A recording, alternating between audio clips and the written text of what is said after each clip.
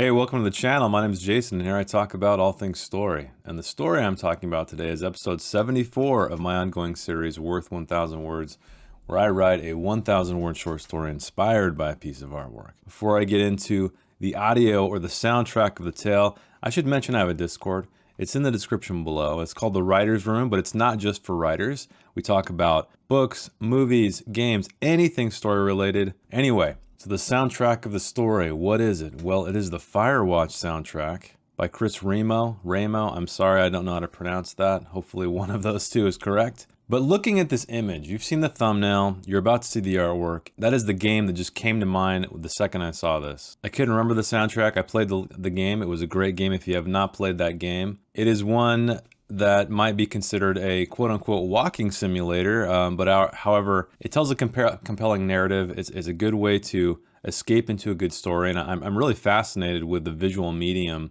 of storytelling in that way, where it's not about stats, it's not about skill trees, it's not about combat, it's not about win or lose, it's about getting to the beginning and then following this character to the end of their tale, and hopefully it provides an experience much like a film or a book would. However, you are the one walking around. Great game, great soundtrack. Highly suggest you check out both if you haven't already. And with that, let us check out this week's artwork. This week's artwork is titled Starvation Lake, and it's by an artist named Michael Lackman, who's actually a student at Think Tank. So amazing work here from a student. He's not even working professionally yet. And like I said, this image kind of stopped me in my scrolling tracks. It's such an interesting concept. And I know he mentioned that this concept was created by Dominik Zdenkovic. So Dominik, thank you for the concept of this. And obviously, Michael, thank you for the execution of this. So let's take a closer look what we have here. So we have what looks like a dune, a shoreline perhaps. I don't see any water whatsoever, but the consistency of the dirt and obviously the title, Starvation Lake, comes to mind. We have somewhat verdant landscape. We have these grass growing, plants everywhere leading all the way up to this tower, but let's not get there quite yet. First, let's take a look at what we have in the foreground. We have an old beat up trailer dripping with rust. It's got a entryway made of a tarp and some wood, and also to the left and right, which indicates people are living there, clotheslines. So why did these people stop here? Well, as it's called Starvation Lake, maybe it is a very hopeless place. But more importantly, why were they going here, and why were they heading to this tower? What is up with this tower that is crumbling in the distance, just in front of this massive cloud formation? And again, I think this is probably what caught my eye as well, is the juxtaposition between sort of the fantastical in a way and the modern. You know, we have in the foreground, we have the trailer, and in the background, well, you could argue this could be a modern, it almost looks like a lighthouse or something like that, which it could be with the railings. And, you know, I don't even know if this thing went any higher than that. But one detail that you may not be able to see in the far back shot is the doorway. And the door to this tower is very, I say it in the writing itself, but it's like dungeon-like. You know, it has sort of this arched stone way with lanterns, and there's almost this Poseidon-like sculpture above it. So I don't know what he was going for. I just know I really love it. I dig it, and so I wanted to write a story about it.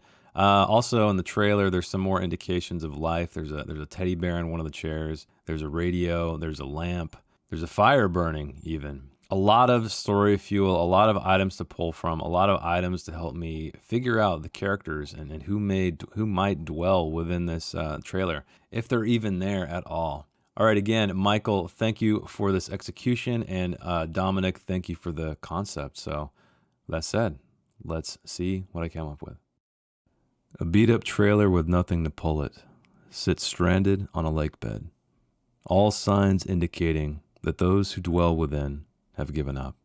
Clothes hang to dry on a driftwood clothesline.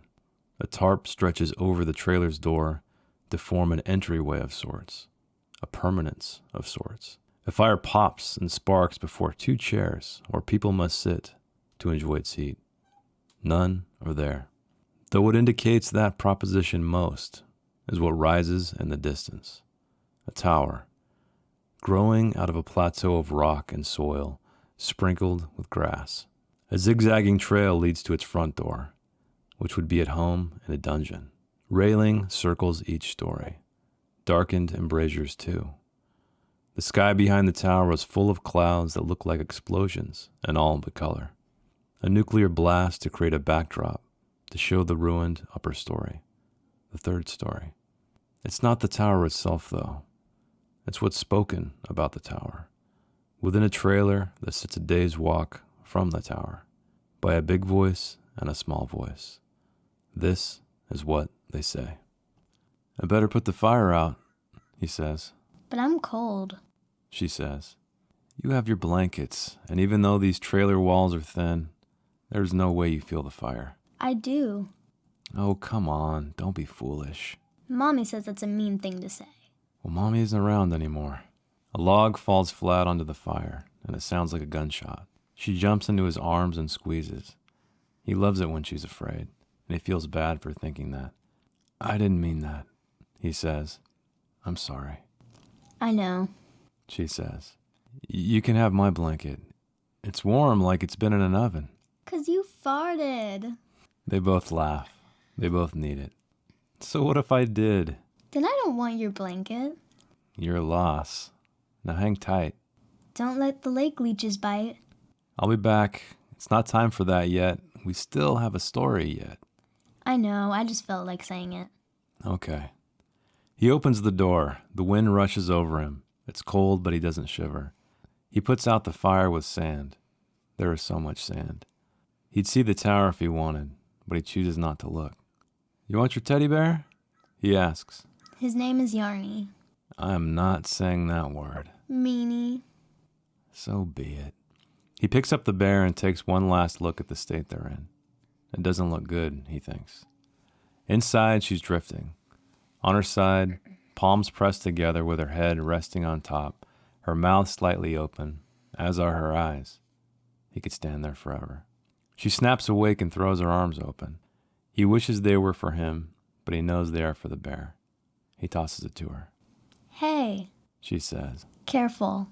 He just smiles and shakes his head. So whose turn is it tonight? Yarny's. She says. And I guess we're turning in early because he has no mouth to talk. I'm not tired, so I'll go. He hoped she'd say that. He curls up beside her in Yarny, a name he only ever says in his head, in a bed meant for one. Cozy. She says. It takes him some time to get comfortable, because he wants to give her room. She doesn't need much, the tiny thing. Seeing she looks fine, he settles down. Ready? Ready. Once there was an ocean with a magical castle in the middle. Everyone wanted to go there. People traveled from all over. They quit their jobs and sold their houses. Must be someplace. It was. It was said to have powers to make you live forever. All you had to do was stay inside. The only problem was, once you went inside, you wouldn't come out again. And if you did, you'd turn to dust. I didn't know we were doing scary stories. Oh, Daddy. She punches his arm. He mouths ow and rubs where she hit. Everyone made it, except for one family. Their boat broke down, and no one would help them. After a few days, people started coming out of the tower. They couldn't stand it. And sure enough, they turned to sand. It fell and fell and fell, until there was a beach reaching all the way to the stranded family. That's a lot of dead people. Uh-huh. So the family made the journey with what they could carry, and no one was inside anymore. So they had the whole place to themselves. They were happy. The end.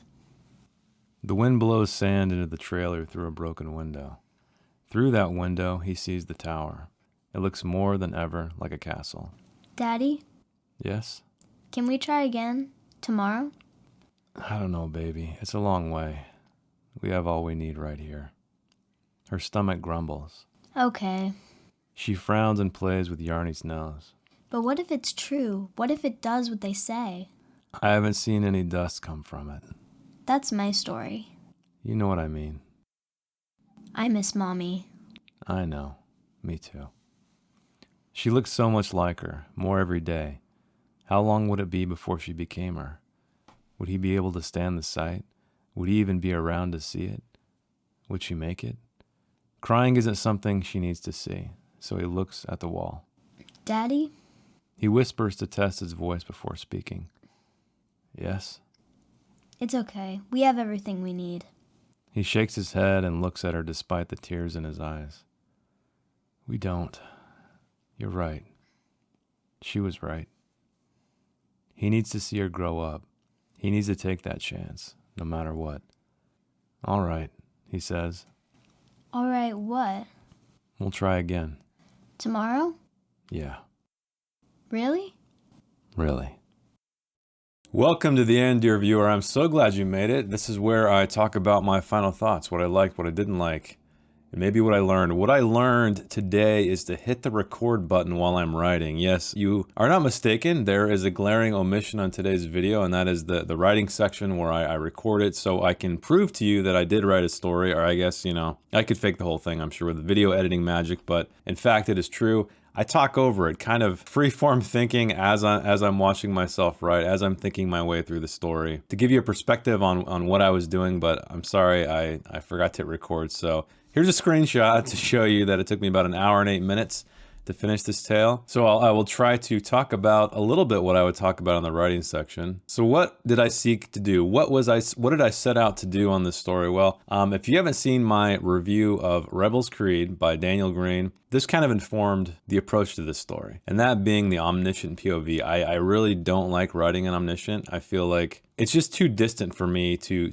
read a novel because I like getting in the character's head and not every character's head, just the one or handful of them that may be POV characters. But one technique I described in the Rebel's Creed review was thinking of it like a film. At the beginning of a movie, it's a very typical kind of introduction where we have a camera lowering itself down into the scene, into this world, into this universe, into our POV characters' space, wherever they may be. And then from that point forward, we typically go forward into the tale through their point of view. Film's a little bit different, like I've said, but that is how I did that with a narrative here. So you can tell in the first couple paragraphs, it's very omniscient. It's talking about what you're seeing before you. And the reason why I got that idea was partially because of the review I just did, but also because the way the image is displayed. So I found this image and I was at first kind of like, there's no POV, there's no people there. What do I do? But I love the image so much. I wanted to do it. It's such a strange combination of modern and fantastical. And so what I decided to do is just take that opening shot as sort of like the opening of a film where we're describing the scene from an omniscient point of view. There's no POV character whatsoever that can experience what we are. But then the second I get down there, get inside that trailer, so to speak, I begin the POV of the father. And from that point onward, it is his point of view. We do not go back to omniscient whatsoever. And I think one of the failings of the story is that the transition could have been smoother. It almost felt a little bit too storybook for me. And there's nothing wrong with that, nothing whatsoever. And the reason being because when I transition or segue into a different part of a scene, I like to be somewhat seamless.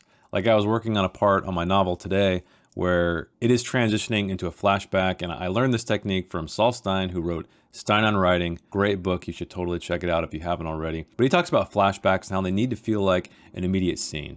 You don't want to sit there and say, had this, had that, this had happened, et cetera, et cetera. You want it to feel like a visual experience. And so that segue needs to be almost seamless. Here it was not seamless. Here it was very definitive. I believe the last line I said was, and this is what those voices say, or something like that. And then I get into the dialogue, get into the story. So that'd be my one regret. This story did happen to flow really well, as stories tend to do when you're having just kind of like a rapid fire back and forth dialogue, and that's exactly what this was. There's something interesting about that format because it really speeds things along, and it really shows you how deeply you can get into character without any kind of actions. And I know, actions speak louder than words, and typically in fiction, that's what you want to do. You don't want the characters' words to illuminate their thoughts so much. You want that to kind of be subtext to what they're not saying. And what they're not saying is given to you, the reader, the consumer, by means of action. So it's really what a character does defines who they are, not so much what they say. But in this one, I kept the action pretty minimal. I wanted to do the back and forth dialogue between a father and a daughter. And I was lucky enough to have my daughter contribute to the VO, so that was fun experiment to do. And what else is there? Well, it's a story within a story. So we have a reluctant father. He is going to this, they were traveling to this tower for some reason. You know, it's clear that the mother has died. Maybe they are going to this tower in hopes of resurrecting her to bring her back. And then fear has struck the father. He's alone, he's stranded in this lake bed, and he has his little girl to worry about. So he's kind of done his best. I mean, there's clotheslines hanging everywhere. You can tell they've set up camp here for some time. This is somewhat of a permanent spot for them. But the little girl tells them a story that very closely relates to their actual story, what they're doing now. You don't know that as the reader, but it is revealed through the reaction of the father. And so this is an interesting way to have subtext, essentially, where you're having a character relay a story that is not the story that's happening in the book you're reading or movie or whatever it may be, but it's subtext, right? In what needs to push the character forward, because I'm sure in your own life you've had conversations with people and they've said things that trigger actions on your part that may or may not relate to what they were talking about. And so that's kind of what I was playing with here. It was a little bit more literal than that. The little girl actually was being probably more specific than she had to, but she's a little girl, so I think that was okay. And of course, fathers can never say no to their daughters. My daughter doesn't watch these videos, but she already knows I'm a sucker. But yeah, I think for me, this just shows you what a great prompt can do, especially with artwork, because you have so many elements to draw from. And then while I didn't really know where to start, I knew I wanted to start out omniscient. I didn't know quite where it was going to take me. I didn't even know it was going to be about a father and a daughter. I was thinking maybe there's a single person in there. Maybe there's a mother and a daughter. Maybe it's a mother and a son. But maybe because of my own situation, it went to father and daughter. Overall, I felt inspired by this artwork completely. The story came out quite easily. Other than maybe the segue from the omniscient to the third-person limited POV, there isn't much I would change. And while I was writing, actually, I had to restrain myself quite a bit, because one of the most difficult things to do as a writer is to not give away too much information. You just have to give away enough so your audience knows what you're doing. That is probably the most difficult thing I think I've ever come across with writing my own stories. So I've noticed a lot when I go to a second draft or a third draft, I start to cut all of that stuff out. All of the stuff where the character is essentially explaining why they're doing something or how they feel about something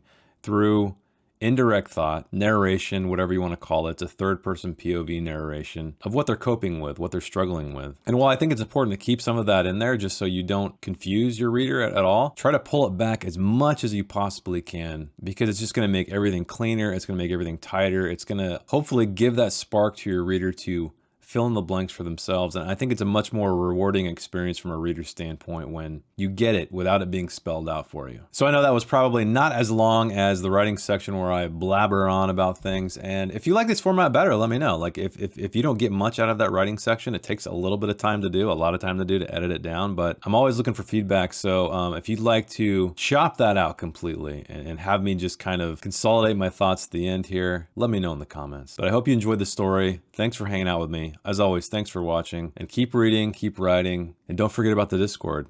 And I will see you next week. Bye. If you'd like to read the story in its non-video format, check the link in the description. I didn't edit anything else, promise. Thanks again.